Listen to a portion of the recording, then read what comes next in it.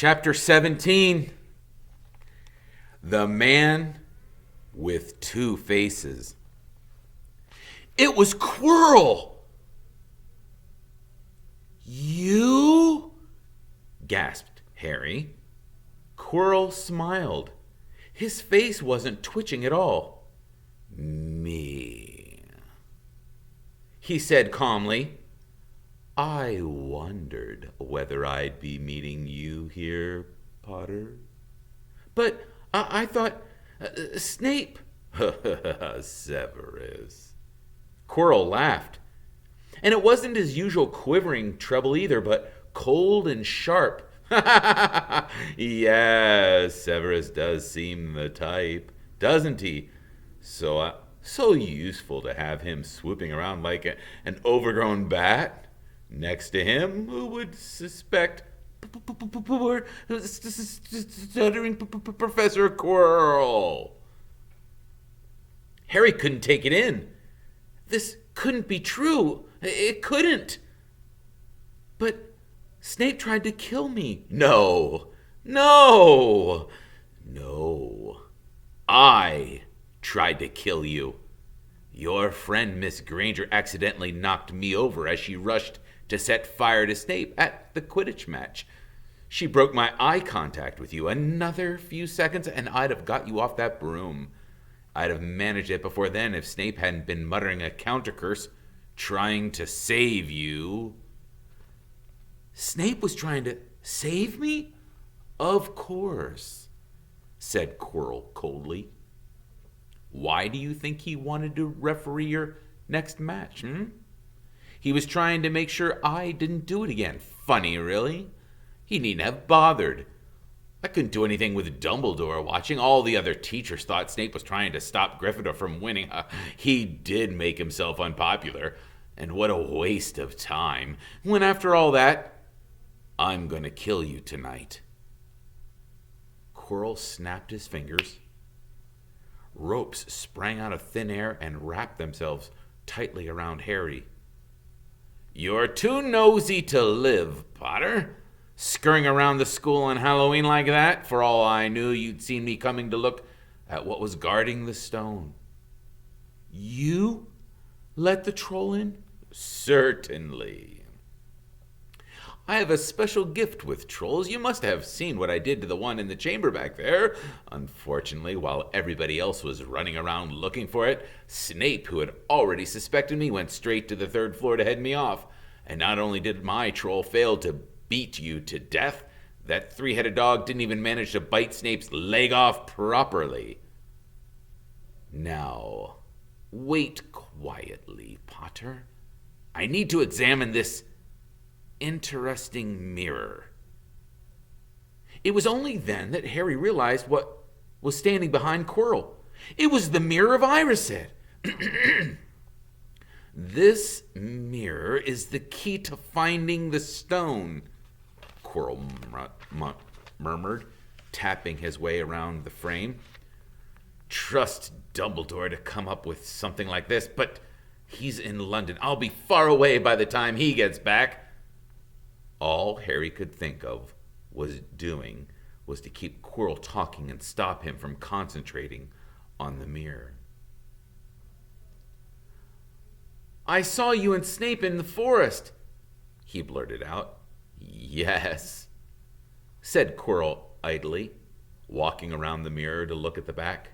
He was on me by that time, trying to find out how far I'd got. He suspected me all along, tried to frighten me as though he could, when I have Voldemort on my side. Quirrell came back out from behind the mirror and stared hungrily into it. I see the stone! I'm presenting it to my master, but where is it? Harry struggled against the ropes binding him, but they didn't give. He had to keep Quirrell from giving his whole attention to the mirror. But Snape seemed to hate me so much. Oh, yes, he does, said Quirrell casually. Heavens, yes. He was at Hogwarts with your father, didn't you know? They loathed each other. but he never wanted you dead. But I heard you a few days ago sobbing. I thought Satan was threatening you.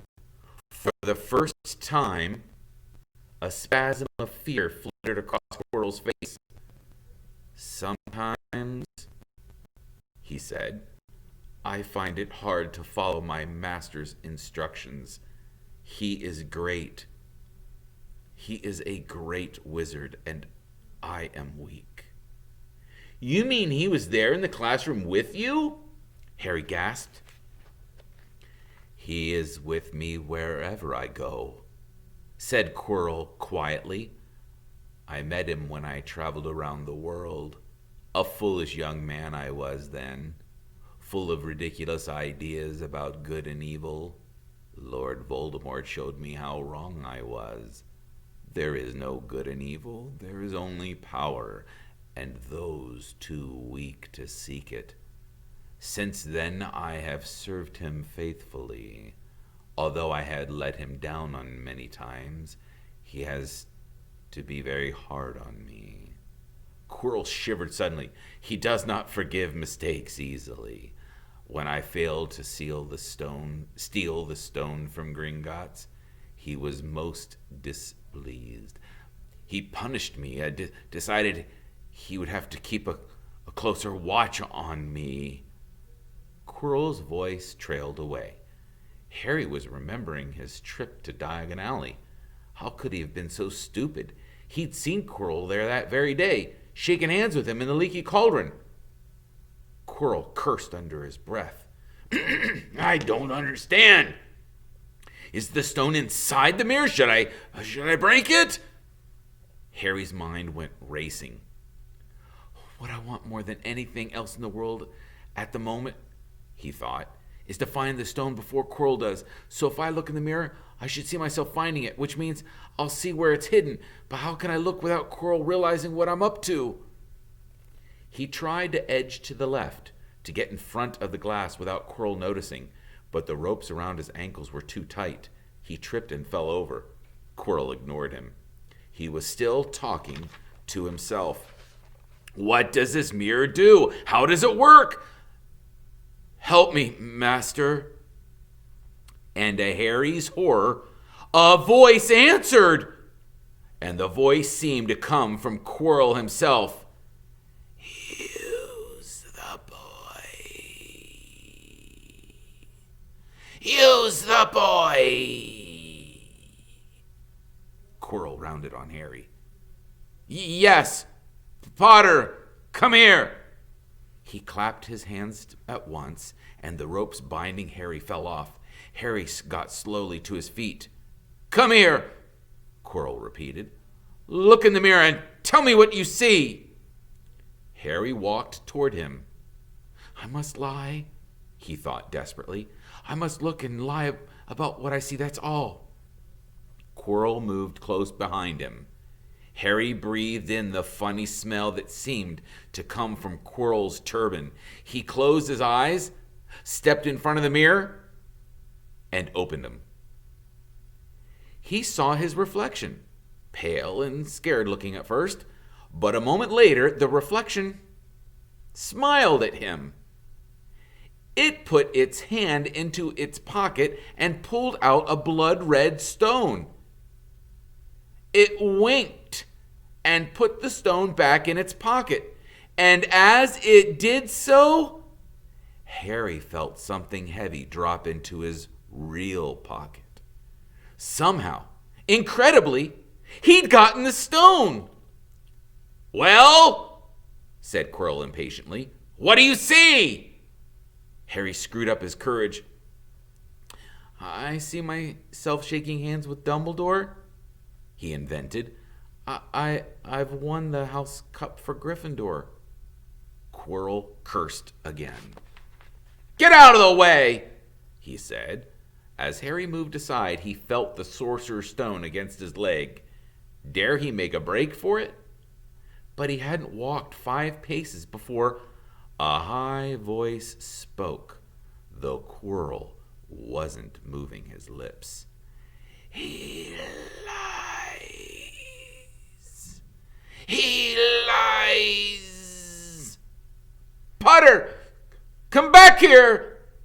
shouted. "Tell me the truth!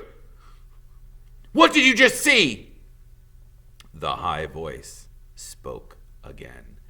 "Let me speak to him.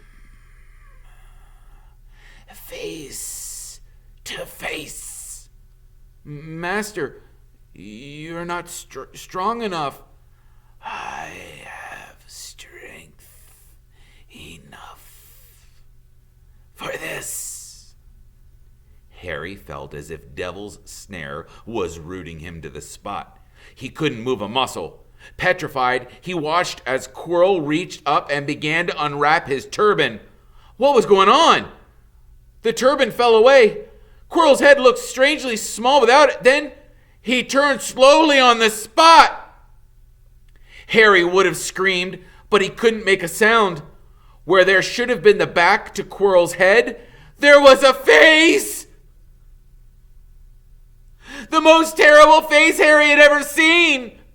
It was chalk white with glaring red eyes and slits for nostrils like a snake.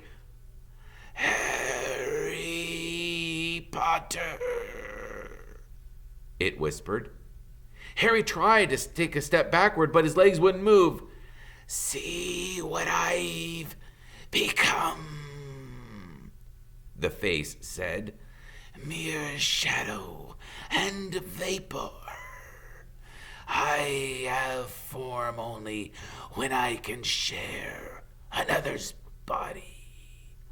But there have always been those willing to let me into their hearts and minds. Unicorn blood has strengthened me these past weeks. You saw faithful Quirrell drinking it for me in the forest. And once I have the elixir of life, I will be able to create a body of my own. Now, why don't you give me that stone in your pocket?" So he knew. The feeling suddenly surged back into Harry's legs. He stumbled backward. "Don't be a fool," snarled the face. "Better save your own life and join me, or you'll meet the same end as your parents. They died begging for mercy." "Liar!" Harry shouted suddenly. Quirrell was walking backward at him so that Voldemort could see him.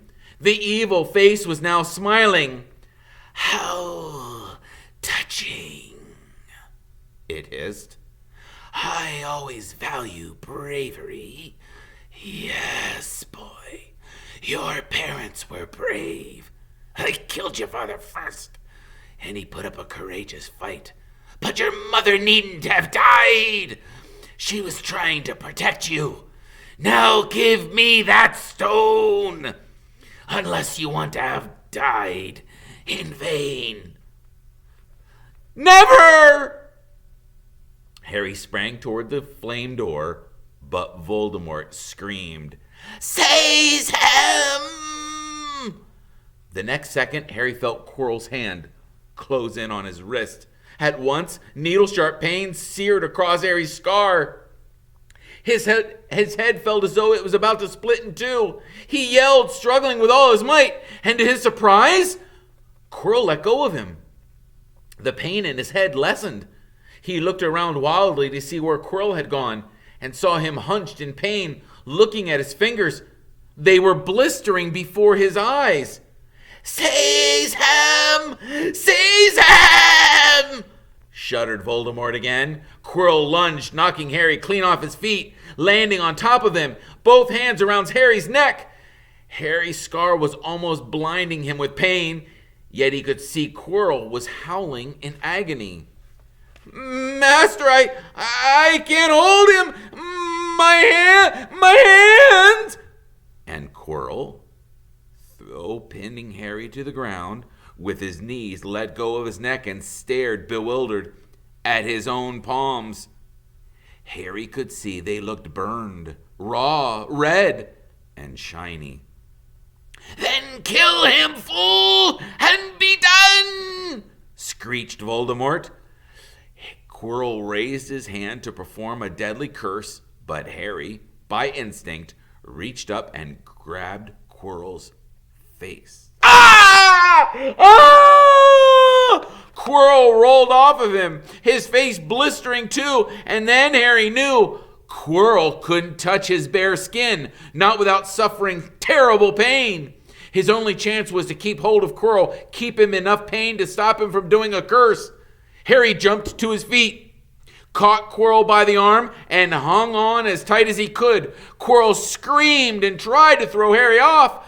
The pain in Harry's head was building. He couldn't see. He could only hear Quirrell's terrible shrieks and Voldemort's yells of, "Kill him! Kill him!" and other voices, maybe in Harry's own head, crying, "Harry, Harry." He felt Quirrell's arm wrenched from his grasp, knew all was lost, and Harry fell into blackness. Down, down, down. Something gold was glinting just above him. The snitch.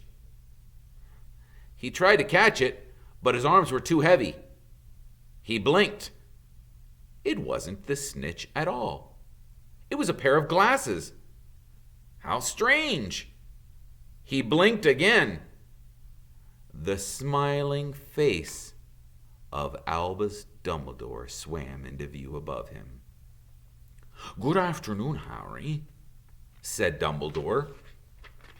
Harry stared at him. Then he remembered. "Sir, the stone, it was Quirrell. He got the stone. Sir, quick, quick." "Calm yourself. Dear boy, you are a little bit behind the times," said Dumbledore. "Quirrell does not have the stone." "Then who does, sir? Harry, please relax, or Madame Pomfrey will have me thrown out." Harry swallowed and looked around him. He realized he must be in the hospital wing. He was lying in a bed with white linen sheets, and next to him was a table piled high with what looked like half the candy shop. "Tokens from your friends and admirers," said Dumbledore, beaming. "What happened down in the dungeons between you and Professor Quirrell is a complete secret. So, naturally, the whole school knows. I believe your friends, Misters Fred and George Weasley, were responsible for trying to send you a toilet seat. No doubt they thought it would amuse you. Madame Pomfrey, however, felt it might not be very hygienic and confiscated it." "How long have I been here?" 3 days. Mr. Ronald Weasley and Miss Granger will be most relieved that you have come around. They have been extremely worried." "But, sir, the stone—" "I see you are not to be distracted. Very well, very, very well. The stone. Professor Quirrell did not manage to take it from you. I arrived in time to prevent that, although you were doing very well on your own, I must say." "You got there? You got Hermione's owl?" "We must have crossed in midair. No sooner had I reached London than it became clear to me that the place I should was one I just left.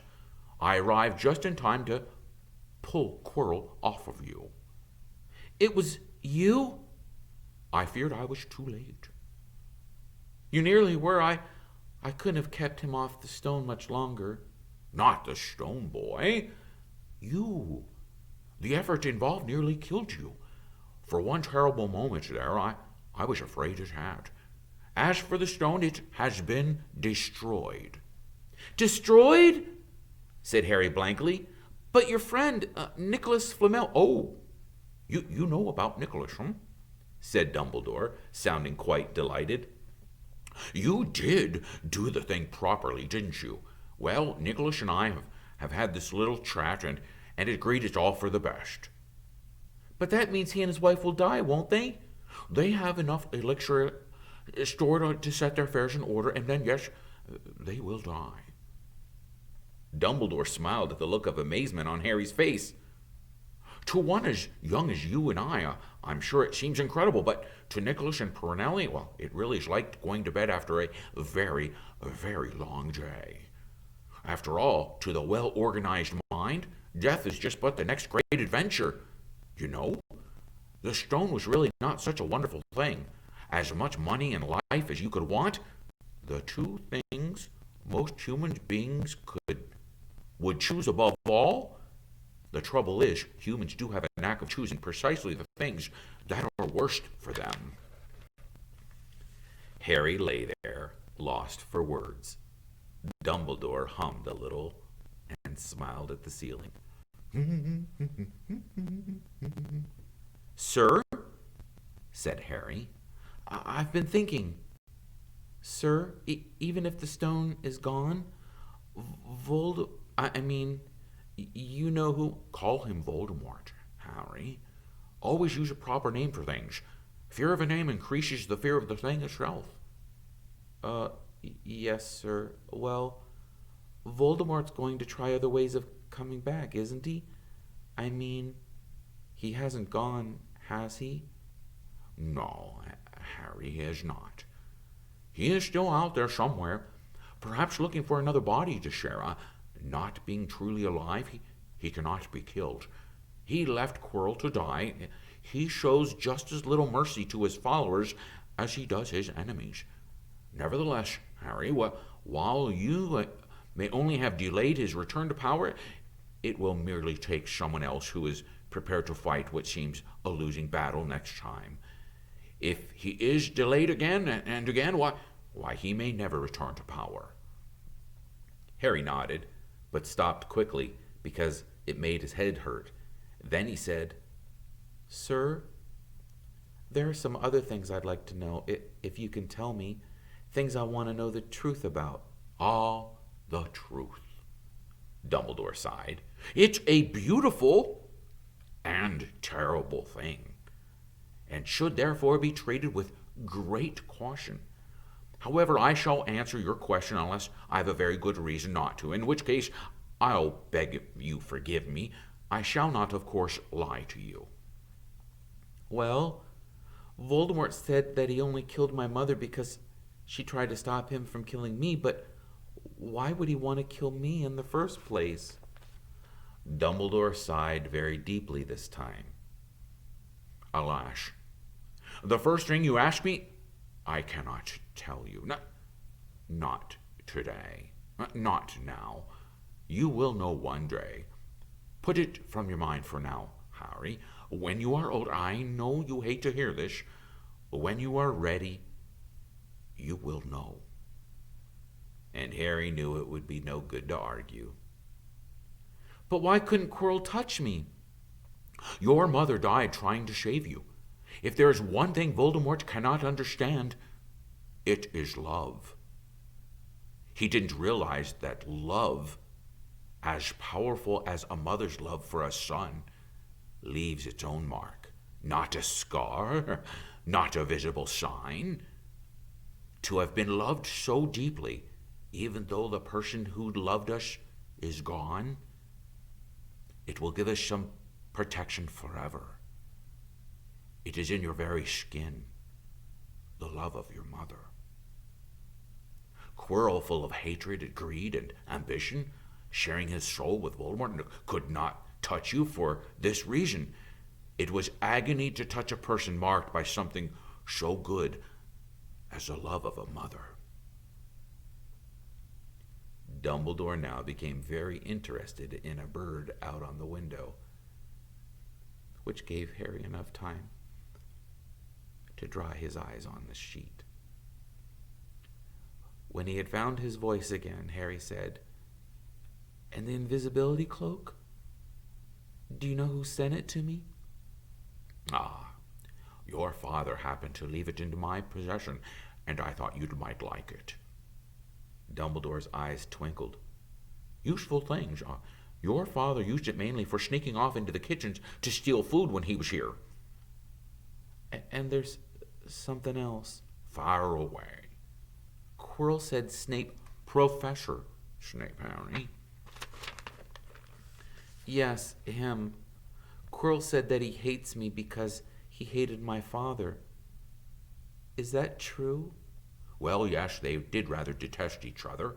Not unlike yourself and a Mr. Malfoy. And then your father did something Snape could never forgive. What? He shaved his life. What? Yes, said Dumbledore dreamily. Funny the way people's minds work, isn't it? Professor Snape couldn't bear being in your father's debt. I do believe he worked so hard to protect you this year because he felt that would make him and your father even. Then he could go back to hating your father's memory in peace. Harry tried to understand this, but it made his head pound, so he stopped. And, sir, there's one more thing. Just one? How did I get the stone out of the mirror? Now, I'm glad you asked me that one. It was one of my most brilliant ideas, and between you and me, that's saying something. You see, only when one who wanted to find the stone, find it, but not use it, would be able to get it. Otherwise, they just see themselves making gold or drinking the elixir of life. My brain even surprises me sometimes. Now, enough question. I suggest you make a start on these sweets. Bernie bought every flavored beans. I was unfortunate enough in my youth to come across a vomit-flavored one, and since then I'm afraid I've rather lost my liking for them. But I think I'll be safe with a nice little toffee one, don't you? He smiled and popped the golden brown bean into his mouth. Then he choked and said, ugh, alas, earwax. Madame Pomfrey, the nurse, was a nice woman, but very strict. Just 5 minutes? Harry pleaded. Absolutely not. You let Professor Dumbledore in? Well, yes, of course. That was the headmaster. Quite different. You need rest. I'm resting. Look, lying down and everything. Oh, go on, Madame Pomfrey. Oh, very well, she said. But 5 minutes only. And she let Ron and Hermione in. Harry! Harry! Hermione looked ready to fling her arms around him again, but Harry was glad she held herself and his head was still very sore. Oh, Harry, we were sure you were going to... Dumbledore was so worried. Yeah, the whole school's talking about it, said Ron. What really happened?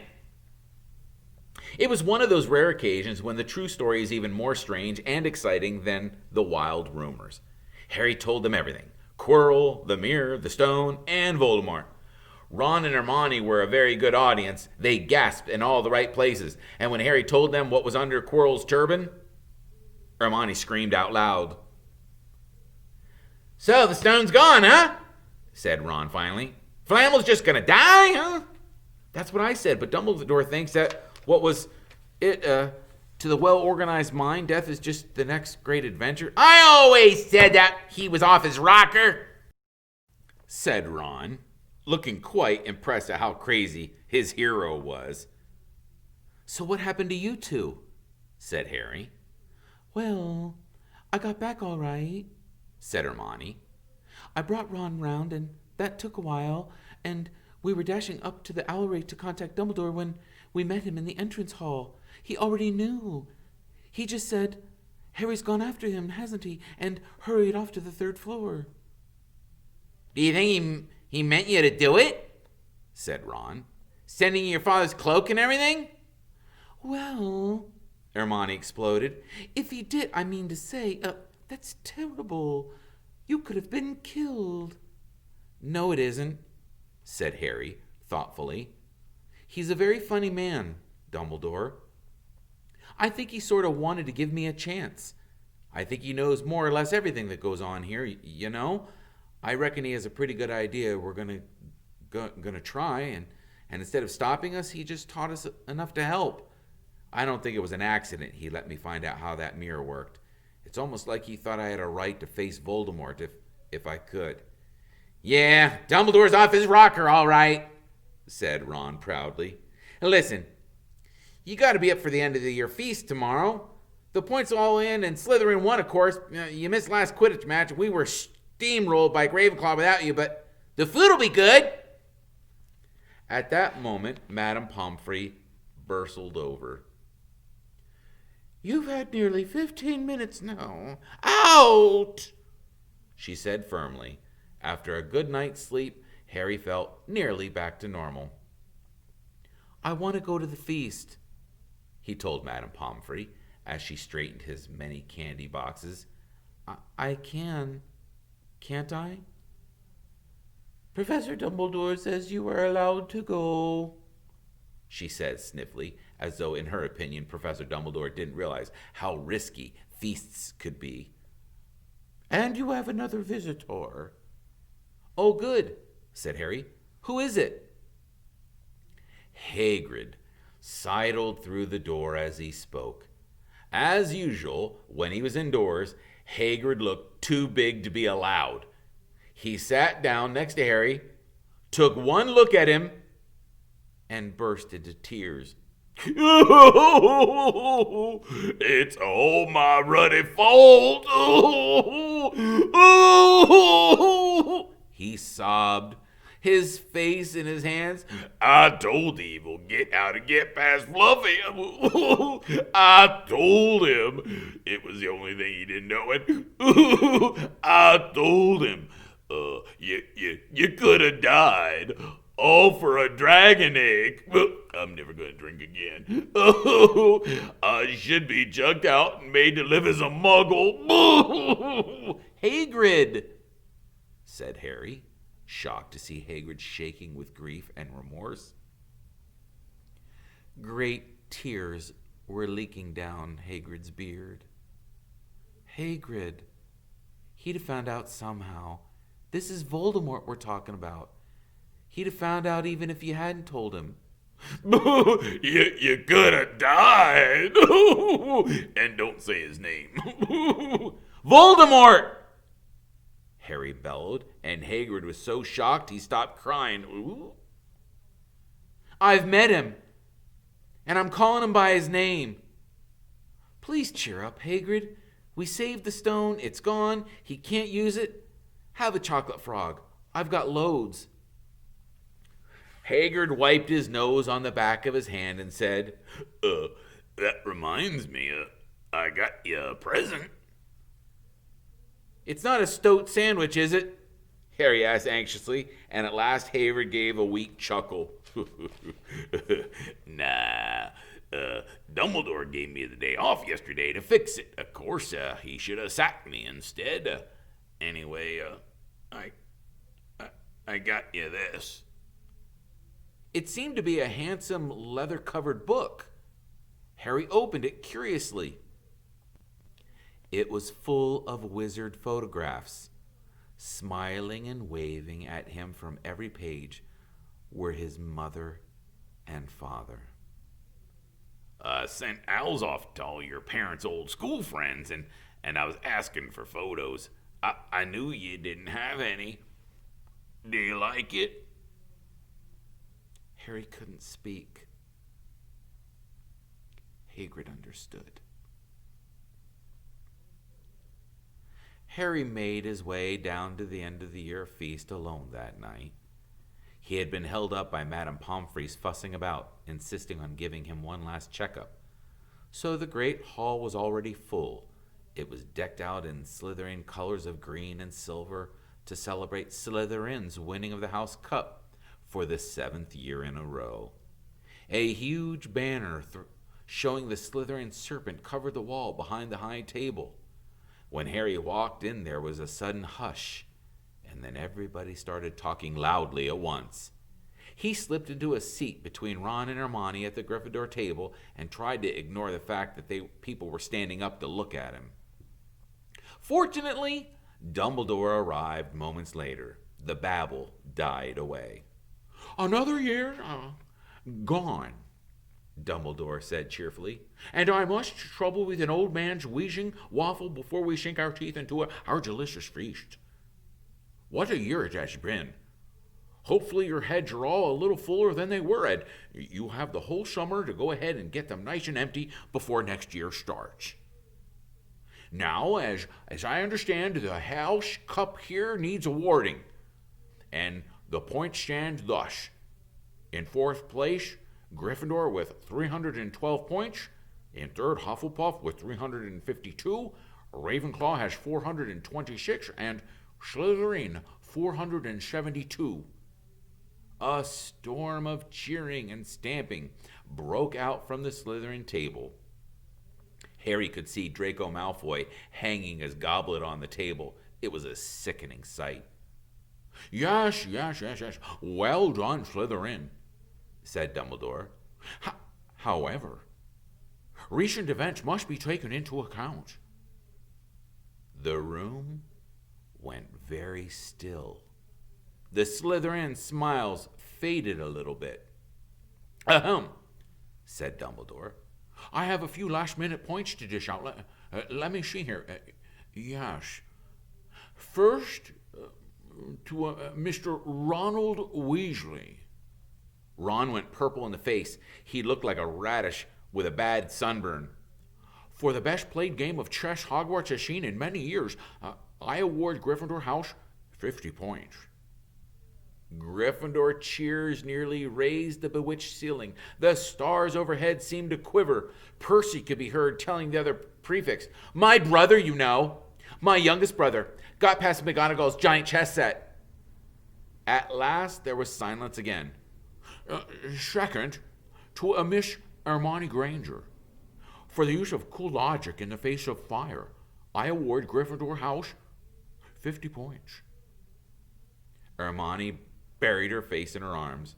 Harry strongly suspected she had burst into tears. Gryffindors up and down the table were beside themselves. They were 100 points up. And third, to a Mr. Harry Potter, said Dumbledore. The room went deadly quiet. For pure nerve and outstanding courage, I award Gryffindor House 60 points. The din was deafening. Those who could add up all while yelling themselves hoarse knew that Gryffindor now had 472 points, exactly the same as Slytherin. They had tied for the House Cup. Ugh, if Dumbledore had just given Harry just one more point. Dumbledore raised his hand. The room gradually fell silent. There are all kinds of courage, said Dumbledore, smiling. It takes a great deal of bravery to stand up to our enemies, but just as much to stand up to our friends. I therefore award 10 points to a Mr. Neville Longbottom. Someone standing outside the Great Hall might well have thought some sort of explosion had taken place. So loud was the noise that erupted from the Gryffindor table. Harry, Ron, and Hermione stood up to yell and cheer as Neville, white with shock, disappeared under a pile of people hugging him. He had never won so much up as a point for Gryffindor before. Harry, still cheering, nudged Ron in the ribs and pointed at Malfoy, who couldn't have looked more stunned and horrified if he just had the body bind curse put on him. Which means, Dumbledore called over the storm of applause, for even Ravenclaw and Hufflepuff were celebrating the downfall of Slytherin. We need a little change of decorations. He clapped his hands, and in an instant, the green hangings became red, and the silver became gold. The huge Slytherin serpent vanished, and a towering Gryffindor lion took its place. Snape was shaking Professor McGonagall's hand with a horrible, forced smile. He caught Harry's eye, and Harry knew at once that Snape's feelings toward him hadn't changed one jot. This didn't worry Harry. It seemed as though life would be back to normal next year, or as normal as it ever gets at Hogwarts. It was the best evening of Harry's life, better than winning at Quidditch, or Christmas, or knocking out mountain trolls. He would never, ever forget tonight.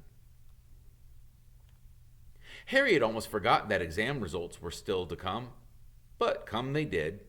To their great surprise, both he and Ron passed with good marks. Hermione, of course, had the best grades of the first years. Even Neville scraped through, his good herbology mark making up for his abysmal potions one. They had hoped that Goyle, who was almost as stupid as he was mean, might be thrown out, but he passed too. It was a shame, but as Ron said, "You can't have everything in life." And suddenly, their wardrobes were empty. Their trunks were packed. Neville's toad was found lurking in a corner of the toilet. Notes were handed out to the students, warning them not to use magic over the holidays. "Yeah, I always hoped they would forget to give us that one," said Fred Weasley sadly. Hagrid was there to take them down to the fleet of boats that sailed across the lake. They were boarding the Hogwarts Express, talking and laughing as the countryside became greener and tidier. Eating Bertie Bott's every flavor beans as they sped past Muggle towns, pulling off their wizard robes and putting on jackets and coats, pulling into platform 9 3/4 at King's Cross Station. It took quite a while for them all to get off the platform. A wizened old guard was up by the ticket barrier, letting them go through the gate in 2s and 3s so they didn't attract attention by all bursting out of a solid wall at once and alarming the Muggles. You must come and stay this summer," said Ron. "Both of you. I'll send you an owl." "Thanks," said Harry. "I'll need something to look forward to." People jostled them as they moved forward toward the gateway back to the Muggle world. Some of them called, "Bye, Harry." "See you, Potter."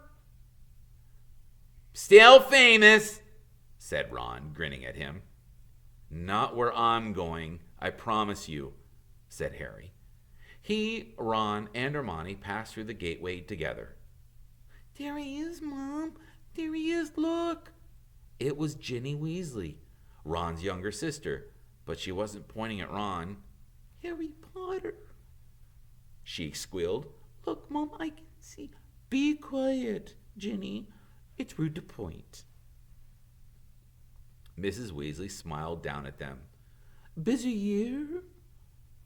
"Very," said Harry. "Thanks for the fudge and the sweater, Mrs. Weasley." "Oh, it was nothing, dear."